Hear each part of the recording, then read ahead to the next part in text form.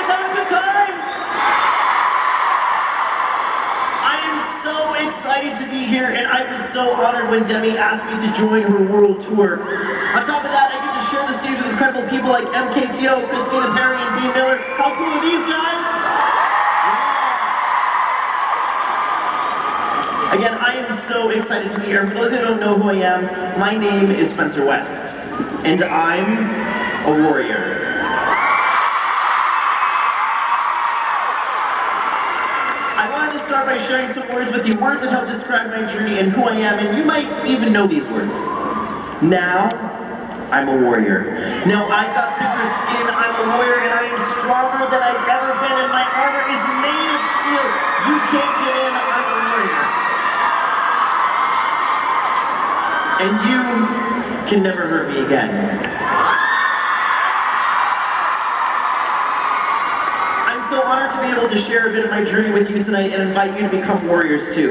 I'm so grateful to call Demi a friend, a mentor. She's someone who's led a life of purpose and someone who is a true warrior. Now, both Demi and I believe in the potential that we all have to become warriors. We both believe in women's empowerment, and we both share a love of East Africa. And the more important things, we're obviously both very glamorous, great musicians, have beautiful hair. Maybe that last one's just Demi. But before we go any further, I thought maybe I'd address the elephant in the room. Let's get the awkwardness out of the way. That, of course, no, your eyes aren't deceiving you. This hat is made of cork.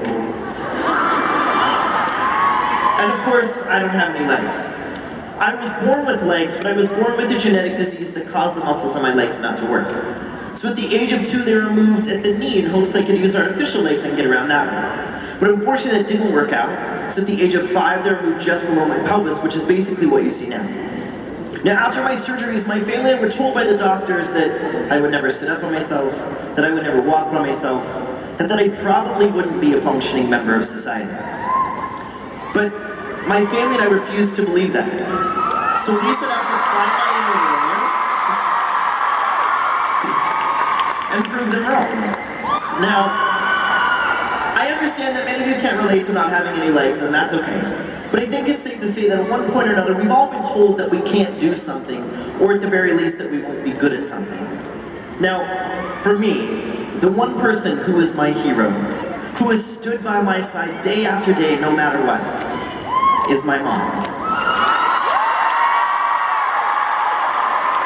Now, I am sure there are a few moms in the audience tonight. Can we please give them a big shout out and a big round of applause?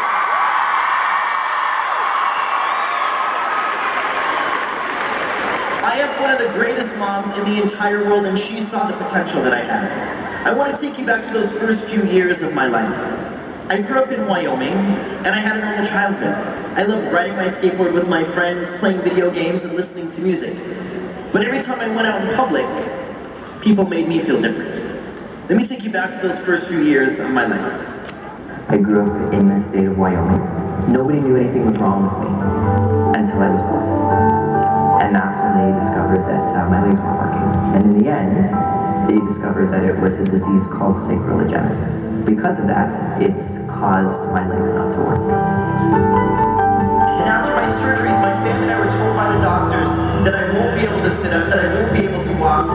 At best, I would lead an inactive and uninspired life. Now, when it came time for high school, I wanted to play sport to be a well-rounded student. So I became a cheerleader. And not only did I enjoy it, but I was pretty good at it too.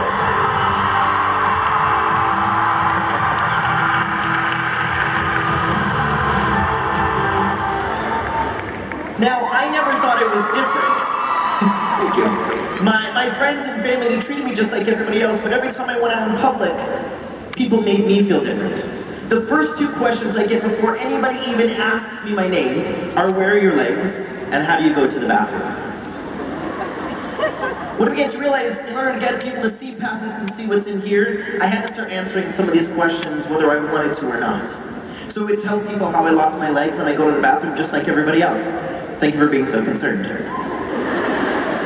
But as many of you might have experienced, we live in a society where so often we're defined by what we look like instead of who we are as a person.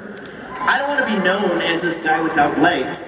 I'd rather be known as Spencer West.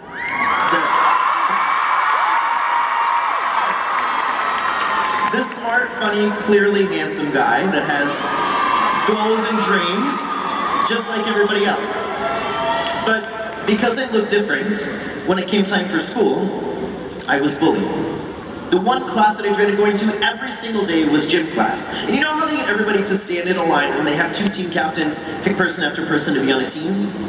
I was always the last person chosen.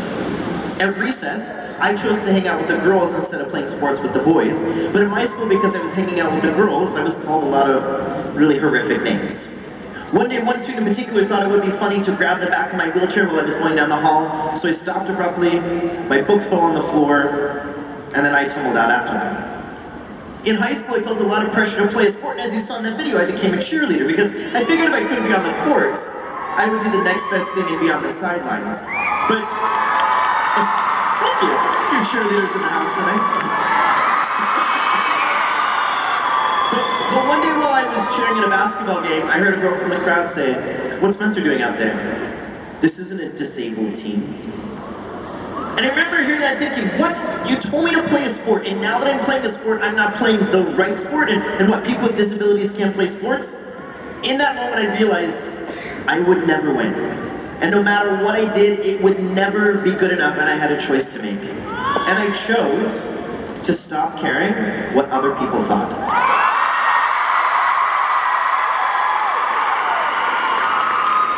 I spent so much time trying to fit in that I allowed other people's opinions to change what I knew to be true about myself, and I wouldn't do that anymore. In high school, I found my inner voice, and I realized that now I'm a warrior. Now I've got thicker skin, I'm a warrior. But life moves on. I went into college, got a degree, got out into the real world, and had everything society told me that I needed. I had some money, the right clothes, the latest gadgets, but funny enough, I still wasn't happy. And a couple of years ago, a good friend of mine called and invited me to go on a Me2Me volunteer trip to Kenya to help build a school for Free the Children. And at first I was like, what? I told my friend, I said, remember, standing on my hands, I'm 2'7" tall. I'm pretty sure that's a snack to half the animals in Kenya. And I don't want to be Meals on Wheels, thank you.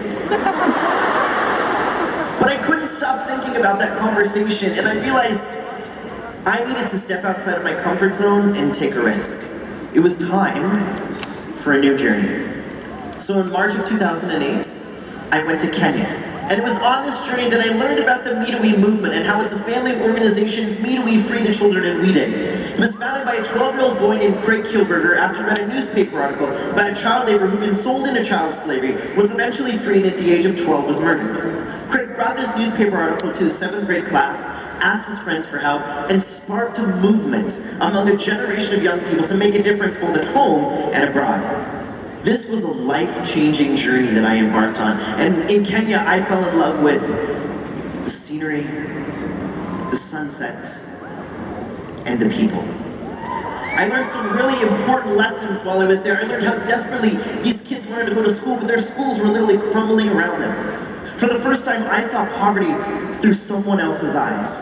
I learned how education was the key to breaking the cycle of poverty, but girls didn't get to go to school. They were expected to collect water from the river 3 to 5 times a day, back and forth over and over again. Now when I saw this, I thought, how